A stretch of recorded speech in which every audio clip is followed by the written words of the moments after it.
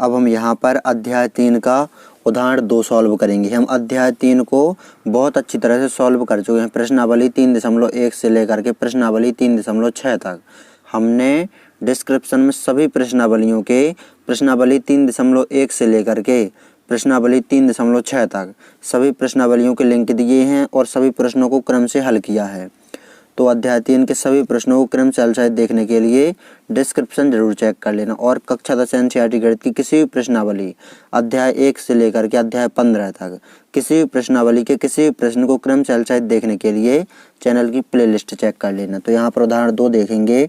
तो रोमिला एक स्टेशनरी की दुकान में गई और 9 रुपए में 2 पेंसिल तथा 3 रबड़ खरीदी। अब यहाँ पर रोमिला की सहेली सोनाली ने रोमिला के पास नई तरह की पेंसिलें और रबड़ देखी, तो फिर उसने भी 18 रुपए में उसी स्टेशनरी की दुकान से 4 पेंसिल और 6 रबड़ खरीदी। इस स्थिति को बीजगणितीय तथा ग्राफीय रूपों में हमें व्यक्त करना है। ग्राफ में हमें व्यक्त करना है तो मैं आपको बहुत अच्छी तरह से समझाऊंगा। प्रश्नावली 3.1 के भी प्रश्न इसी तरह हैं बिल्कुल, और वो हमने हल किए हैं। डिस्क्रिप्शन में लिंक है, वीडियो के अंत में चेक कर लेना। तो यहाँ पर हम मान लेते हैं, माना एक पेंसिल का मूल्य x रुपए। यहाँ पर पेंसिल और रबड़ की बात हुई है तो हम मान लेते हैं क्रमशः, माना एक पेंसिल का मूल्य x रुपए तथा एक रबड़ का मूल्य y रुपए है। ये इतना हमने मान लिया। अब हम बीच में लाइन खींचते हैं। इस तरफ लेंगे हम शर्त 1। शर्त 1 है 9 रुपए में 2 पेंसिल तथा 3 रबड़ खरीदी गई हैं। तो प्रश्नानुसार 2 पेंसिल का मूल्य हो जाएगा 2x, क्योंकि एक पेंसिल का मूल्य x है तो 2 पेंसिल का मूल्य हो जाएगा 2x। और 3 रबड़, एक रबड़ का मूल्य है y रुपए तो 3 रबड़ का मूल्य हो जाएगा 3y रुपए। 2 पेंसिल और 3 रबड़ 9 रुपए में खरीदी हैं। तो ये हो गई पहली शर्त। इस तरफ हम दूसरी शर्त लेंगे। 18 रुपए में 4 पेंसिल तथा 6 रबड़ खरीदी। 4 पेंसिल का मूल्य 4x, क्योंकि एक पेंसिल का मूल्य x है तो 4 पेंसिल का मूल्य 4x। तो यहाँ पर पुनः प्रश्नानुसार 4 पेंसिल का मूल्य 4x और 6 रबड़ का मूल्य 6y, क्योंकि एक रबड़ का मूल्य है y तो 6 रबड़ का मूल्य 6y। और 4 पेंसिल और 6 रबड़ें 18 रुपए में खरीदी गई हैं। ग्राफीय रूप में हमें व्यक्त करना है। तो यहाँ पर बराबर के इस तरफ बचेगा y और बराबर के उस तरफ बाकी सब भेज देंगे। इसी प्रकार यहाँ पर करेंगे।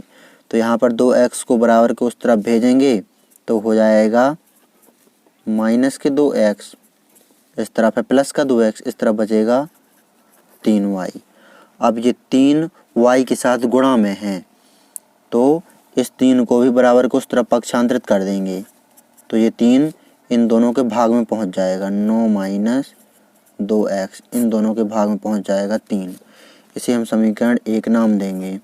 इसी प्रकार यहाँ पर करेंगे। बराबर के इस तरफ रहेगा y और बाकी सब बराबर के उस तरफ, तो यहाँ पर बचेगा 6y बराबर 18 ज्यों का त्यों, प्लस के 4x बराबर के उस तरफ जाएंगे माइनस के 4x हो जाएंगे। अब यहाँ पर 6y के साथ गुणा में है, 6 को बराबर को उस तरफ पक्षांतरित कर देंगे तो 18 माइनस 4x के भाग में पहुंच जाएगा ये 6।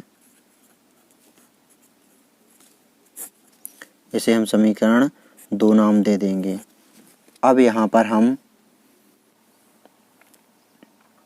2 सारणी बनाएंगे। यहाँ पर इस प्रकार की 2 यहाँ पर सारणी बनाई। इस तरफ की सारणी समीकरण 1 के लिए, इस तरफ की सारणी समीकरण 2 के लिए। ऊपर वाले बॉक्सों में रखेंगे हम x के मान, तो y के मान इस समीकरण से आते जाएंगे, वो लिखेंगे नीचे मान। इसी प्रकार यहाँ पर x के मान यहाँ पर मानेंगे और यहाँ पर रखेंगे तो y के मान इस समीकरण से आते जाएंगे, वो रख देंगे यहाँ पर नीचे। तो यहाँ पर x के मान रखेंगे तो x के मान इस प्रकार की रखना है हमें ताकि y के मान दशमलव में ना आए। ज़्यादातर हमें यही कोशिश करना है। तो यहाँ पर सर्वप्रथम x का मान रखेंगे 0। तो यहाँ पर x की जगह पर 0 रखेंगे तो ये 2 पूरा 0 हो जाएगा, 2 में 0 को गुणा होगा तो यहाँ बचेगा 9 और बटे में बचेगा 3। तो 3 का भाग 9 में देंगे तो 3 3 का 9, तो y का मान आ जाएगा 3। अब यहाँ पर x का मान 3 रखेंगे, 2 रखेंगे यहाँ पर तो 2 दूनी 4 हो जाएगा तो 9 में से 4 घटेगा तो 5 आएगा। 5 में हम 3 का भाग देंगे तो दशमलव में आएगा, इसीलिए हमने 3 रखा है। तो यहाँ पर 3 दूनी 6, तो यहाँ पर 6 हो जाएगा और माइनस का चिन्ह लगा हुआ, मैं समझा देता हूँ यहाँ पर रफ में। तो यहाँ पर y बराबर 9 ये ज्यों का त्यों माइनस 2 ये ज्यों का त्यों इंटू x की जगह पर 3 रखेंगे और बटे में ये 3 ज्यों का त्यों। तो यहाँ पर 9 माइनस 3 दूनी 6 हो जाएगा और बटे में ये 3 ज्यों का त्यों। तो यहाँ पर 9 में से 6 घटेगा तो यहाँ आ जाएगा 3 और बटे में भी 3 है, तो 3 का भाग 3 में देंगे तो 1 आ जाएगा y का मान। तो ये आपको रफ में लिखना है। तो यहाँ पर y का मान आ गया 1। मैंने समझाने के लिए यहाँ पर इस तरह सॉल्व किया है। अब यहाँ पर समीकरण 2 देखेंगे तो यहाँ पर भी x के मान रखेंगे हम यहाँ पर, तो y के मान आते जाएंगे। तो यहाँ पर x का मान हम 0 ही रखते हैं। 0 इसलिए रखेंगे हम क्योंकि ये वाला पूरा भाग 0 हो जाएगा, यहाँ बचेगा 18। 18 में 6 का भाग देंगे तो पूरा भाग चला जाएगा। तो यहाँ पर x बराबर 0 रखा हमने, तो यहाँ पर इस तरफ ये पूरा भाग 0 हो गया, क्योंकि 0 का गुणा 4 में होगा तो 0 हो जाएगा। 6 का भाग देंगे 18 में तो 3 बार जाएगा, 6 तिया 18। अब यहाँ पर x बराबर यदि हम 2 रखते हैं तो 4 दूनी 8 हो जाएगा और 18 में से 8 घटेगा जो 10 बचेगा और 10 में 6 का पूरा भाग नहीं जाता है, तो 2 नहीं रखेंगे, 1 भी नहीं रखेंगे, 3 रखेंगे। अब यहाँ पर तो 3 चौके 12। यहाँ पर रफ में समझा देता हूँ मैं आपको किस प्रकार। यहाँ है y, यहाँ है 18 माइनस 4 ये ज्यों का त्यों इंटू x की जगह पर x का मान ये 3 रखेंगे हम और बटे में 6 ये ज्यों का त्यों है। अब यहाँ पर सॉल्व कर देंगे हम, तो 18 ये ज्यों का त्यों माइनस 4 तिया 12 और बटे में 6 ज्यों का त्यों। अब यहाँ पर 18 में से 12 घटा देंगे तो 6 आ जाएगा और बटे में भी 6 है, तो 6 का भाग 6 में देंगे तो 1 आ जाएगा y का मान। तो यहाँ पर y का मान आ गया 1। अब हम यहाँ पर ग्राफ खींचेंगे। तो यहाँ पर ये हमने ग्राफ खींच लिया है, आप देख भी सकते हैं। यहाँ पर ये हमने ग्राफ खींच लिया है। अब यहाँ पर इस ग्राफ में इन बिंदुओं को दर्शाएंगे हम। तो यहाँ पर x अक्ष है ये धनात्मक है और इस तरफ है ये ऋणात्मक, देख भी सकते हैं। y अक्ष ऊपर धनात्मक है और y अक्ष नीचे है ऋणात्मक, आप देख भी सकते हैं। तो यहाँ पर मान रखेंगे हम सभी। यहाँ पर x अक्ष में 0 देखेंगे तो x अक्ष में 0 यहाँ पर रहेगा और y अक्ष में भी 0 यहीं पर रहेगा।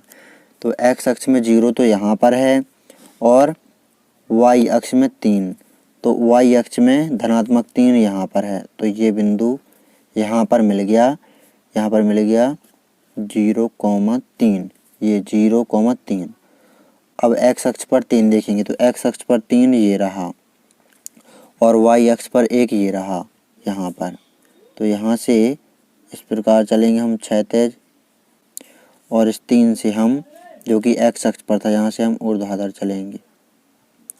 तो यहाँ पर मिल जाएगा बिंदु 3,1, लिख देते हैं 3,1।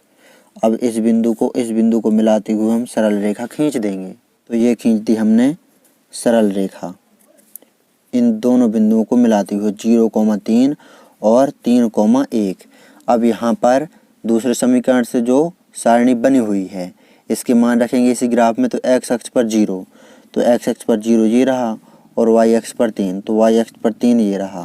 तो यहीं पर मिल जाएगा बिंदु ये 0,3 और x अक्ष पर 3, तो x अक्ष पर 3 ये रहा और y अक्ष पर 1, तो y अक्ष पर 1 ये रहा। तो यहाँ से क्षैतिज चलेंगे और यहाँ से ऊर्ध्वाधर, तो यहाँ पर मिल जाएगा ये दूसरा वाला बिंदु जो कि 3,1 है। तो दूसरी रेखा भी इसी के ऊपर ही खींचेगी, जस्ट ऊपर। तो यहाँ पर रेखाएं समपाती होंगी। जब एक रेखा के ऊपर दूसरी रेखा ही खिंच जाए, ग्राफ जब हम खींचें तो एक रेखा के ऊपर ही दूसरी रेखा खिंच जाए तब रेखाएं समपाती होती हैं। तो यहाँ रेखाएं समपाती हैं। तो हमें बीजगणितीय और ग्राफीय रूपों में व्यक्त करना था।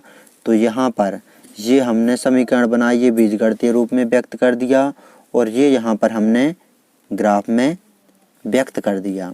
तो इस प्रकार आपको प्रश्नावली 3.1 के उदाहरण 2 को अच्छी तरह से सॉल्व कर लेना है। परीक्षा की दृष्टि से बहुत अधिक महत्वपूर्ण प्रश्न है।